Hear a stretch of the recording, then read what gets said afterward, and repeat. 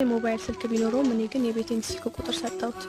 በቤታችን ወንድ ከደወለ እኔን ከፈለገ ትንሽ ቁጣ የሚበዛብኝ ቢሆንም ልከለክለው ግን አልፈለኩም። ከዛ እኔም ወደ ቤቴ ገባሁ፣ እሱም ሄደ።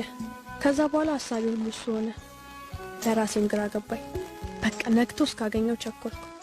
አቤት የዛች ቀን ሌሊት ርዝመት! ጭራሽ የማይነጋ ነበር የመሰለኝ። ግን መንጋቱ አይቀርምና ነጋ። ፀሐይም ብቅ አለች። ጠዋት እንዳጋጣሚ ቤት ብቻዬን ነበርኩ። የከሰዓት ተማሪ ነኝ። ስልኩን አይኑን ሳይዋልኩ መላኩ አልደወለም። ሰዓት ደርሶ ትምህርት ቤት ሄድኩ። መማር አይበለውና ተምሬ ወጣሁ። ዝምታ አበዛው። ጓደኞቼ ምን ሆነሻል እያሉ ቢጨቀጭቁኝ ምንም ከማለት በቀር መልስ አልሰጧቸውም። አይኔ ግን መላኩን ፍለጋ ከማማተር አልቦዘነም። ያው መገንጠያዬ ላይ ስደርስ ከጓደኞቼ ጋር ተለያየንና መንገድ ጀመርኩ። አሁንም ስለሱ ማሰብ ግን አላቆምኩም። ትንሽ እንደተጓዝኩ ሰላም የሚል ለጆሮ የሚጣፍጥ ለዛ ያለው የጥሪ ድምጽ ሰምቼ ዘወረፍኩ። መላኩ ነበር። በጣም ተደሰትኩ። ጉንጭ ለጉንጭ ተሳስመን ጉዟችንን ቀጠልን። ከክላስ ወጥቶ በዚሁ እንደመጣ ነገረኝ።